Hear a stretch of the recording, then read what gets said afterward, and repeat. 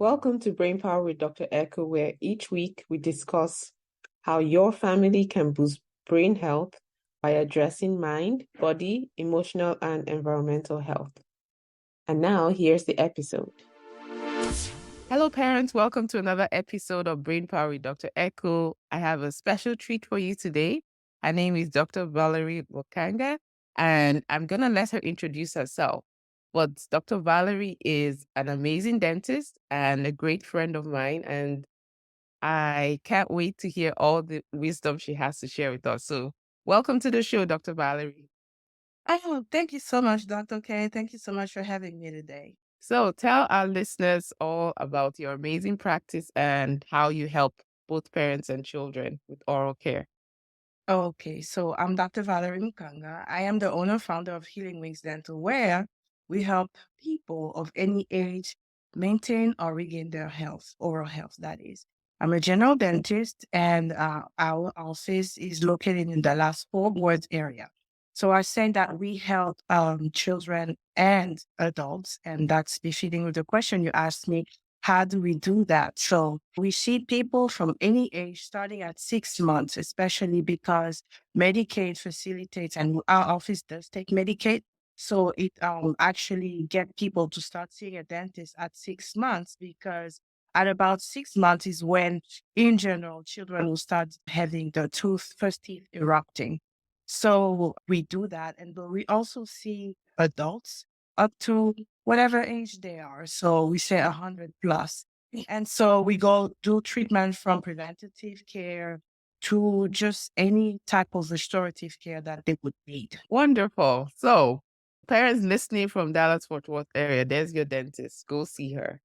But let's dive into what we're going to talk about today, oral care for children with ADHD and autism as well. So I know I hear a lot in my office about parents saying that their children don't like to go to the dentist. What are some ways that we can encourage our patients to come see you? And what are tips that you give parents to help their children who are afraid of coming to the dentist?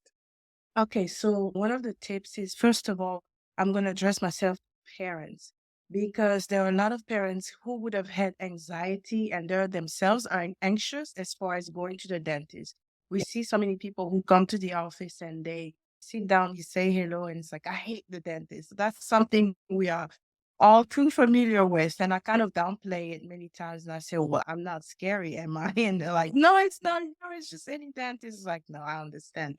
But one of the reasons why people may experience anxiety could be because they had experienced a traumatic event when they went to the dentist, maybe when they were young or even when they were older. So with that, they have internalized that anxiety and fear, and unknowingly they may pass that down to the children, right? So I would say try to overcome your fear. And one of the greatest things that you can do is to bring your child to see a dentist as soon as possible. That's as far as it's going to foster a kind of routine for the child where they know what to expect. That goes with any children, but especially with children with disability, ADHD, or even autism, right? Because they want to do things on like a routine basis so that they know what to expect. That's what I would advise a parent as far as taking a child to a provider, whether that be a physician or even a dentist. But another thing that they can actually grab hold of is to start actually their oral hygiene routine as early as possible with their children. So initially, even when the children do not yet have teeth, they may take like a wet cloth and after feeding, kind of wipe their gums, because there's still like gum that stays in the mouth. But once they start having their first teeth, if you see teeth, that is definitely a surface that needs to be brushed. So there are many tools that can be used. You can use like a baby toothbrush, or they have like little brushes that you can put on your hand and start like brushing those areas. And yeah, so the more you get them used to oral hygiene, the earliest you do it, the better they're going to be acquainted with the whole procedure. And so, yes, don't be discouraged, because children will cry. Most children cry, they not cry. And so if you see that your child is crying, don't let it break your heart. They do that. The good thing about it is that when they cry, that means that their mouth is open. So you can actually do the job well. And so, yeah, that's one of the things. Don't just look at the fact that you are brushing your child's teeth and they're just like throwing a havoc or like having a tantrum. Just try to do the best you can. It's better for you to try to do the best you can than not. Amen to that, because we all know that cavities are harder to fix than if we just prevented it in the first place. And I want to go back to something you said in the beginning, that the fear of going to the dentist is probably stems from we, the parents, right? And so I want to encourage parents, change your thoughts around, I hate going to the dentist. How about Mm. you think about it? Why is the dentist actually important? And this is something I share with my kids. I ask them, where's your brain? And then they point to it and I say, where's your mouth? And then they point to it and I say, which way does your blood flow? And a lot of times they get it right that the blood flows this way, right? So I say, if you don't brush your teeth and you have a boo-boo in your mouth, then guess where all the stuff is going? Right here. And I'm the brain happy pediatrician. So anything I can do to prevent this from not feeling good is what we're going to do, which means we need to take care of our mouth, because whatever is going on with our mouth will eventually end up in the brain. Honestly, doctor, that is such great advice that you're actually sharing with your children and even with your patients, because there is truly like a correlation between oral health and brain health, oral health, and your heart. I have a sad story that I decided to share often. My uncle, who was my mother's younger brother, came right after her. He had cavity, ended up having an infection, and that was back home in Congo, because I'm from the Democratic Republic of Congo. And we don't really have the habit of going to see a dentist, right? When he finally went, like the pain was just too atrocious. He went to see a physician. However, it was really late, because that very day when he got back, he ended up having a stroke and he actually passed. He passed the same day. So when you're talking about having a boo boo in your mouth that ends up in your brain, it is not frustrating. Like, this is what can truly happen. Doesn't happen often, but does happen. I thought they were just like not wanting to tell me the true story about what happened to him. But truly, truly, it's when I ended up in dental school and when we learned those correlations that I understood that it was actually a true story. So, yes, it's very important. There's definitely something, a link between your mouth and your brain, and taking good care of your mouth will also see that your brain is well taken care of as well. Yes, yes. Thank you for sharing that story. And my condolences to you on your Thank uncle. you. But that is so true. Yes, because we often take it for granted that, oh, we're just gonna eat, we're not gonna brush our teeth, and we're gonna go to sleep, and all that stuff just sits there and percolates. And yeah, Mhm. so parents and kids, if you're listening to this, it's so important for you to take care of your mouth, because your mouth houses so much, right? Where would we be without our mouths? Mouths are really important. Right. We wouldn't be able So, to eat. We wouldn't be able to smile. We wouldn't be able to speak. We would just, what would be? That's a true question. right. So I wanted to ask you, what's your take about fluoride? Okay, so fluoride is really good. And I know that we have come to an era where there's all these information about fluoride is not good and it can cause cancer and all those kind of things. Honestly, the ADA, there's not been any solid research that is saying that there is definitely that link as far as bringing cancer or being traumatic. However, there's lots of advantages with using fluoride, because it's going to help you have your teeth be strengthened, right? So it makes your enamel stronger, which is why the reason why it's really well advocated. And especially with the children that you are taking care of, because of many things, like maybe the medication that they're taking that is well coated with sugar so that it can taste better, or because otherwise it tastes really nasty, or, just like the habits that they may have, or me being maybe like forgetful or not brushing for a long period of time as they are to, maybe forgetting to brush. And maybe the parents are already so stressed out trying to manage that they are not truly able to go in there mindfully to get the job done. Fluoride would be very beneficial because it's going to help you as far as like strengthening your teeth and kind of like lowering down or slowing down process of getting cavities. I would say definitely a plus. However, you want to be mindful of when you start introducing the fluoride to your children, because when they're too young, they're not able to spit out. They're swallowing everything. Fluoride, when you ingest too much, it's going to give you a tummy ache. It's going to hurt your stomach. But also, if you ingest too much of it, it can even like change the color of your teeth. So you want to be mindful when the child is so young, they cannot yet spit. You want to definitely give them training toothpaste that does not have fluoride. But once they are able to spit out, then definitely start introducing fluoride. You don't have to like overfill your toothbrush. Pea size is good enough so that they get enough of the fluoride with the or in the oral cavity. Okay. And so I hear from a lot of my, thank you for that. I hear from a lot of my patients' parents about the struggle with brushing. Are there any specialized like toothbrushes that parents of children with ADHD or autism can use to brush their teeth adequately at home? Yes. So they have some three-sided toothbrushes, whereby when they brush, it hits all the surfaces of the teeth at once so that they don't have to, because some of them don't really have the manual dexterity so that they can be able to do a good job. Some of them are not going to have the attention span to do it for the whole 2 minutes. So there are many different things that have been introduced. You have a three-sided toothbrush where they're brushing and it's going to actually brush the outside surfaces of the teeth next to the cheek, the one next to the tongue, and also the chewing surfaces. That's going to help children a lot, and parents can use that. They have some type of mouth proper where they or mouth block that it helps your child keep their mouth open so that the parent can go in there and get the job done. They also have electric toothbrushes, which you can start introducing after age 3, and that's going to help you because then they don't have to do so much of the job. They position the toothbrush in the right position, and the toothbrush is doing the job for them. Plus, the advantage of that too is that they have some electric toothbrush have a timer, so they know that okay, they will be turning on the toothbrush, and they will know that once the beeper goes off, they are done.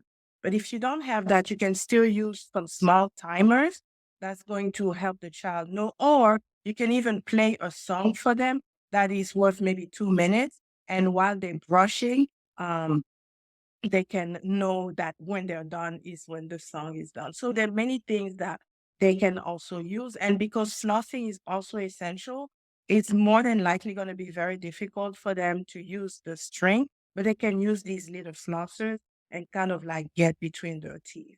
So Right. those are kind of like some things they can use. Yeah. They also can use, as far as not just the toothbrush, even the toothpaste. Some of them may have a difficult time adjusting to maybe the taste of the toothpaste. So they also have like some toothpaste that do not have any flavor. And that can be easier on the children. So you want to kind of like gauge out and kind of like play and see what works best for the child. Yeah, I'm gonna get a list of those resources from you to send that Mhm. have on the show notes so we can help parents figure out what to get. Thank you for that. So what's one last tip for parents and kids? I like to ask everybody to give a brain health tip for both parents and kids. What would you like to share? Before I dive into that, may I please talk about something that's very important, and that's a tip as well. Before I go into the brain tip, Sorry. parents need to be mindful of what they actually feed their children. I know that I had lots and lots of conversation with you as far as children with autism and even ADHD, and you're talking about how sugar is actually causing more traumatic outcomes for them.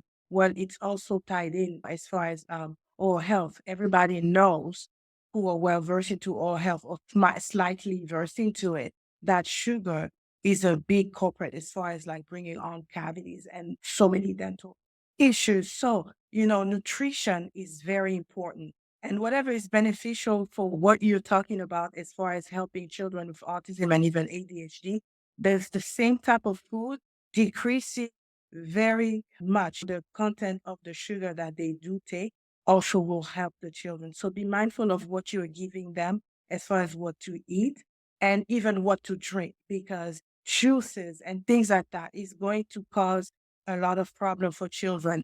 And even with babies, when you breastfeed or even when you feed them, there's this thing called baby bottle syndrome or nursing bottle syndrome, whereby it's not just the bottle that you give, but even when you're nursing your child, the milk actually has enough sugar in it to start causing cavities. And the thing is, like many times at night when you're feeding your child, they might be feeding or nursing, and while they sleep, they will have like part of the milk that they have not really swallowed that's just lingering on the teeth right there and just putting the teeth, and that can cause cavities on children. And when that happens, it's often very generalized. I remember my younger brother, when he was a baby, he had these two dots on his teeth, and I didn't know what it was. It's only when I went to dental school that I realized that's what it was. He just had cavities and we didn't know. We thought maybe it was just stains.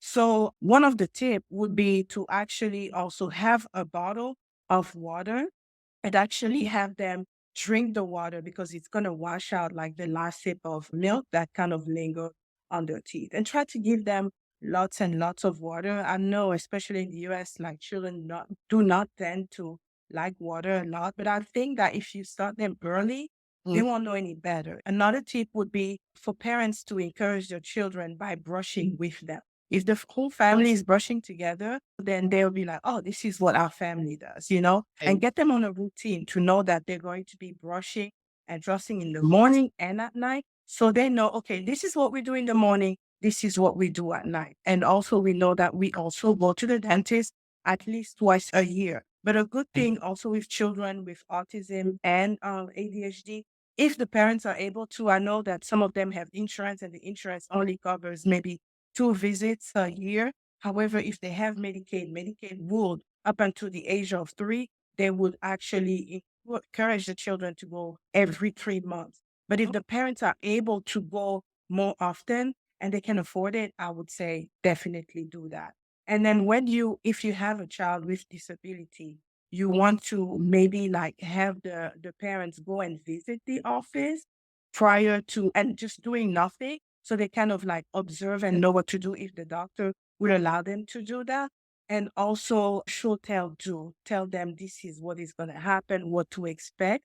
But ask also in the office if they do see children with autism. Do they see children who have disability? So that if they don't, maybe look for one that would, that way you're not wasting time and you actually get someone that's not going to be like, well, we can't take care of, while you have maybe like left work or gotten the child out of school and all that. So now that's what I wanted to add. Thank you so much. Oh my goodness.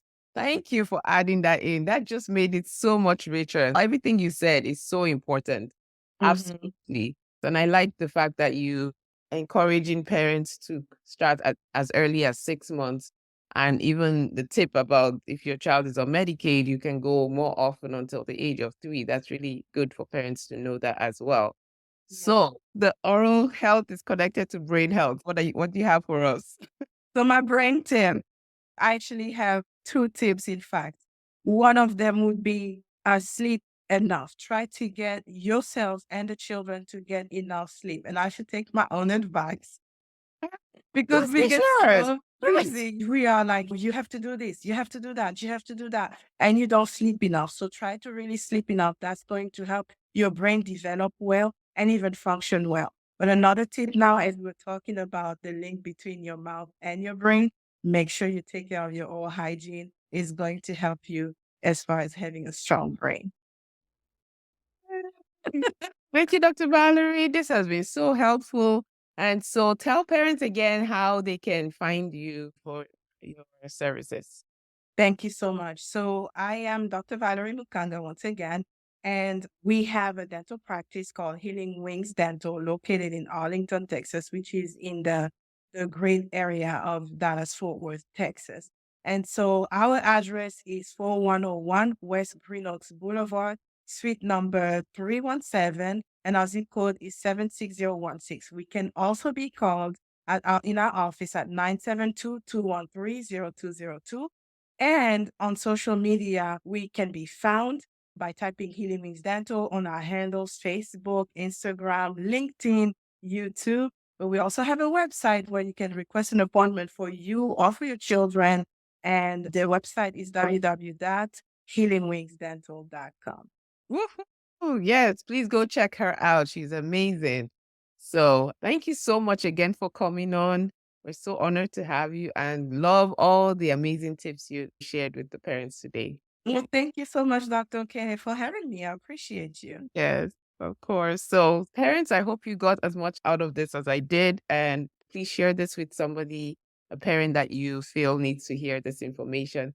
And until the next time, be well, take care of yourself because you know you're the best parents for your children, and blessings. Take care.